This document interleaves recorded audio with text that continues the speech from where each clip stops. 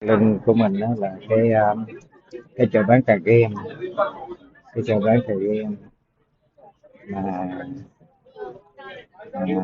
người ta sắp hàng. Cái tên của cái quán trà game đó là Leopold, mà người ta sắp hàng để cho coi nó dài dài thăm luôn, nó dài thăm, nó dài phút chỉ anh Lê luôn. À, người ta sắp hàng dài tới đằng này, nó dài từ tới đằng đẵng luôn, là người ta sắp hàng để ăn cà game. Đều chỉ cà game thôi.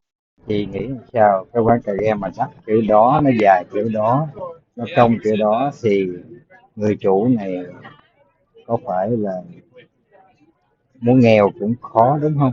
Đúng không? Muốn nghèo cũng khó, đúng không?